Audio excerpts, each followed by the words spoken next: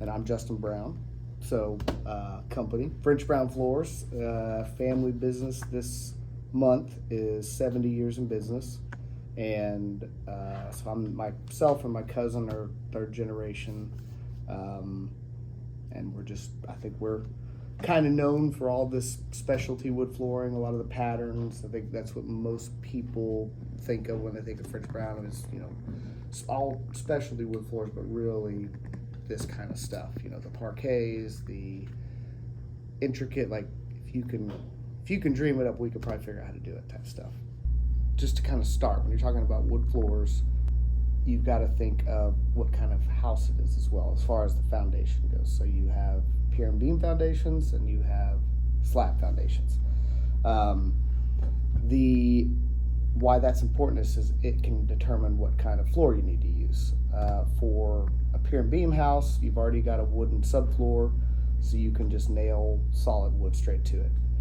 On a slab foundation, you cannot put solid wood planks directly to the concrete.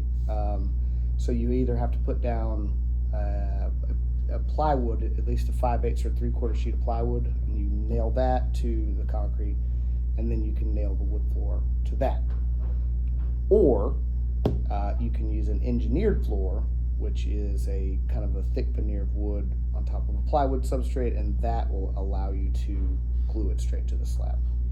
So the engineered stuff is perfectly straight, it doesn't move, and so the install is real easy, where solid wood boards can bow and bend, and so when you're going to try and install them, if you try to glue them directly and you can't attach them, you guy may hit it with a hammer on this end and then it moves out on this end. He tries to move this end and then so it's very hard to do solid wood floors to slab. We do smaller pieces of wood. We'll glue them to slab, like mainly stuff like herringbone, chevron, that kind of stuff. On the smaller pieces of wood, you can glue that directly to the concrete. Like patterns. Patterns, or... you can. We don't particularly like doing the bigger patterns directly to the slab unless we make it out of engineered wood. But you can. It's just we prefer the smaller pieces. I mean, we'll get to that, but maybe Laura, you can show just like the engineered versus solid. Engineered. Okay, So when you're saying this has to manufactured, do I'm with thinking that you're talking about Yeah. that. Okay. Yeah. So this is solid, straight through all wood. Yeah, so you can see the plywood layers there. That makes it engineered, and that allows you to glue it directly to a slab. Okay. Whereas this needs to be attached to a plywood. Okay. Yeah, and then on most all your second stories, third stories, whatever of a house are going to have a plywood subfloor, so you can just nail straight to it. You don't have to worry about putting down plywood or anything, except for high rises. All the high rises are going to be concrete. Most all the high rises now, it's all glued down engineered because they don't want you penetrating their slab by putting nails through the plywood. They don't want you, because they've got the post tension cables and stuff, and so they don't want you to mess some of their slabs whatsoever. So you just glue the floor directly to the concrete. They're connected to the subfloor with basically giant staples is what it looks like. So they're not really, people say nail it, but they're really big staples that they go in at an angle. So yeah, it goes in Over the top tongue. there and goes in at an angle, so it helps secure it. It can't really move around much. So it would come through the tongue down into the plywood. The thing with new construction, especially now, pretty much the floors go in wall to wall, and then they build the cabinets on top of the floors. They set the baseboards on top of the floors. Everything is put in after the floors go in. The reason being is you used to see a lot of like decorative molding, baseboards, and what people call shoe mold or quarter round. Nobody wants that anymore. Yeah, this smallest piece right here is just a quarter round piece of wood. So nobody wants that. Basically, the baseboards have to be set on top of the floor, because if the baseboards are already in, wood floors are going to expand and contract. Any kind of wood is going to expand with typically air conditioner or moisture, contract with the heat, lack of humidity, and so that piece right there was designed to cover that gap. Expansion joint. But now that nobody wants that, everything's got to be, the wood floor's got to be done first, and then everything's built on top of it. And that's especially in the new construction situation. Yeah, I mean, and a lot of the baseboards now are even flush with the wall, so the floors have got to go in and the drywall has to be cut so the floors can go even under the drywall, so the new baseboard can sit on top of it. So lots of new things are happening with that as far as trim and baseboards. And remodel, I think important on remodels, especially really slabs. Slab foundation is, you most of the time will end up having to use an engineered floor because you may already have existing tiles and whatnot, and if you go put in a piece of plywood and then a piece of wood, now that floor is this much higher than the other floors, and you have the big reducers, and it really comes into play with your doors and your kitchen. So if you raise the floor up that much, maybe you can't even open the doors anymore, and then it's very possible that you lock in like your dishwasher, ice maker, whatever, where Built-in fridge. it can't now come out because you've gone up too high. So something to consider. But most of the time on slab foundations, you're dealing with, unless it's a total gut job, you're going to probably have to use an engineered floor to keep the height similar to probably what used to be there. Basically unfinished engineered floors and pre-finished. So Laura's got some unfinished stuff over there. Big fella. Okay, 12-inch wide European oak, prime grade, but it's engineered. So you see this, it's raw on top. We would finish it on site. That's called site finished. And so you see it has a really thick wear layer on top. So we're able to sand it or scrape it or do whatever it is that you want that wood to have, just like you would a solid wood floor. Because remember, we talked about the staples and how on a solid wood floor, your staple is going in right here at the tongue. So now with an engineered floor, if the top layer, the wear layer, if that is almost all the way down to the tongue, then you can really refinish it just as many times as you could refinish a solid. So You're still going to be finishing in the house. You're going to sand it, you're going to scrape it, wire brush it, what have you. this one can be passed around. It's pre-finished. Yes. I know it looks natural, but it is an actual stain and finish and everything's on it. You can feel the edges of it. It has like a micro bevel where the two planks would meet, which I have the board right here. I'll show that. So all pre-finished floors, pretty much all of them are going to be, because it allows you to put it, slab or pier and beam.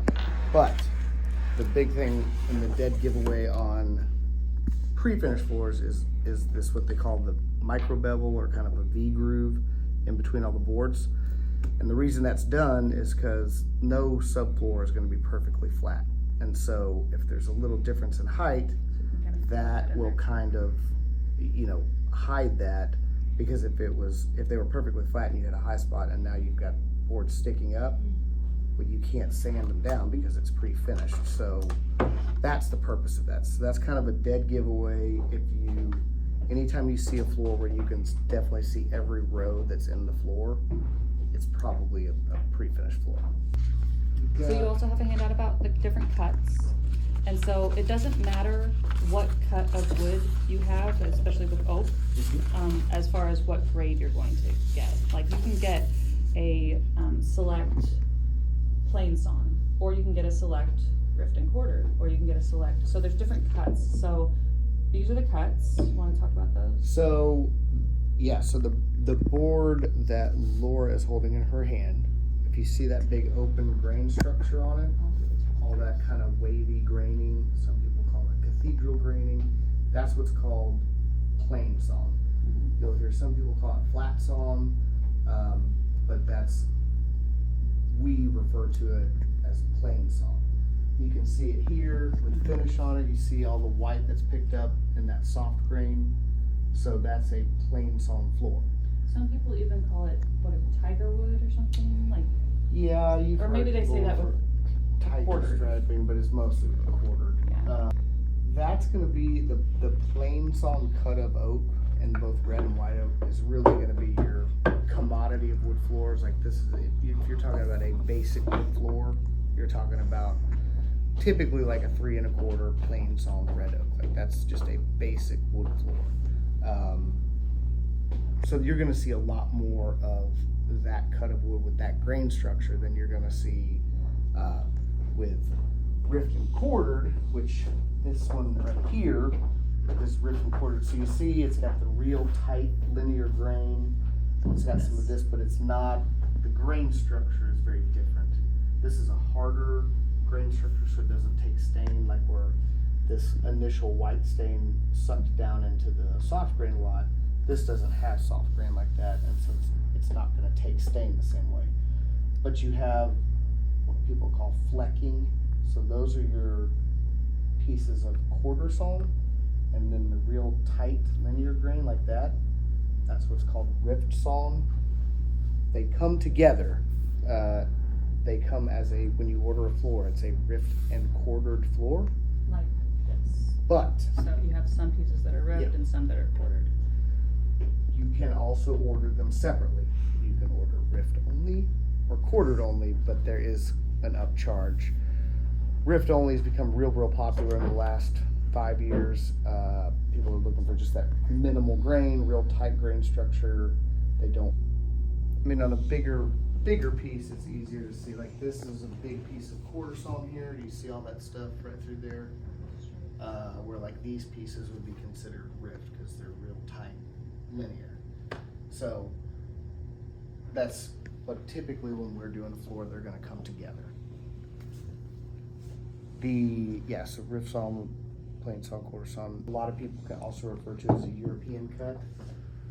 So where you see the ovaling right in the center, that's basically the center of the tree. And then the outsides is kind of a tight linear rift cut. But that's, You'll have a little bit of quartering sometimes in it. This particular one is a really clean prime grade, so you might not have as much, but because you might also see more knots in those. but that's, I mean, you take the same log and cut it, different ways, and you're going to get a totally different look. Our business is a lot more rift and quartered than it is plain sawn. That's just, but the majority of the wood floors you'll see out there are plain sawn. And the other thing you'll hear, you have kind of the three things people refer to as wood floors. You've got plank floors, which are typically wider wood planks. That's called plank. They have strip floors, which are going to be like this kind of width. The real narrow stuff, they call that strip. And then, yeah, like that would be a strip, and then wider stuff is typically plank flooring. It doesn't really matter. When it gets to this, it turns into plank basically. It's basically just straight boards. And then everything that's in this room, people refer to as patterns or parquet. All of the patterns are customizable as far as the size, the grade, the different types of wood. You could take, a pattern that has multiple species in it and just use one species. You can change the species of wood. So none of this is really standard. It's all, made to order. And when I say you can change the sizes, we change the sizes of the patterns to kind of fit the room. So we're trying, if you're doing squares, you're trying to get full squares and maybe full triangles like on the edges of the walls as best you can without having little pieces of patterns all around the edges. So that's when we're trying to size them up and down. So when you're specifying wood floors for your customers, because you guys are going to be designers, all fancy.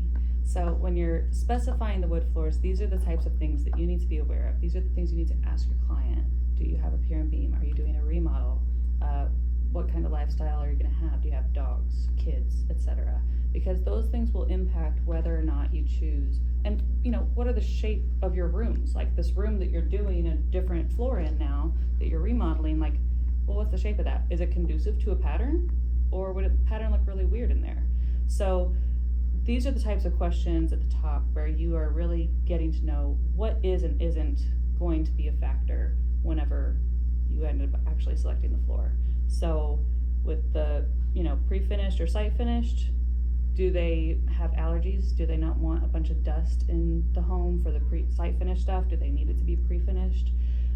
Things like that would help understand these next selections. So like solid versus engineered, is it a remodel? Is it going in a kitchen? Is it an open floor plan? Want to maintain the floors regularly? Are they going to want something that they can clean with soapy water, or are they going to want something that they can only dry mop, you know, like only sweep and vacuum? What type of lifestyle are they going to have? What sort of colors do they like? And as far as you know, wear and tear, are they going to have a bunch of dinner parties with people in stilettos? Because that'll affect your floor. It'll maybe make an impact on what species you select. So yeah, these are the sorts of questions that you're really getting down to the nitty gritty, like not the nitty gritty, but you're getting an overarching feel of what you can and should and shouldn't offer to the client, you know, because they're going to say, oh, well, I just love this floor so much. And you're like, well, it's walnut, it's really soft. So if you have dogs or cats or whatever, this table is walnut. So if you do a sanded finish, you're going to see everything. Are you going to be happy with that? So, you know, lifestyle, aesthetics, you have to consider both. It can't just be what they want all the time. Yeah, it basically means pieces of wood put together to make a pattern. That's pretty much what parquet is. So I mean, it's as far as durability, it's a great floor. It's just got that red in it and a lot of short pieces. When you're talking about plank, that's an end grain floor, which basically they just take a piece of lumber and square it up to whatever size. Like that's a 3-inch piece, and then they just cut little pieces, and so you get, it looks like a butcher block or something when you put it down. And we can look at, we've got some boards over there we can look at. It's really, really pretty floor. I just don't do that much of it. It's a beautiful floor, but pine is also, you know, fairly soft. So descriptions here as far as the, you know, clear, select, all that stuff, and on the back is 1 column and 2 columns. And then in the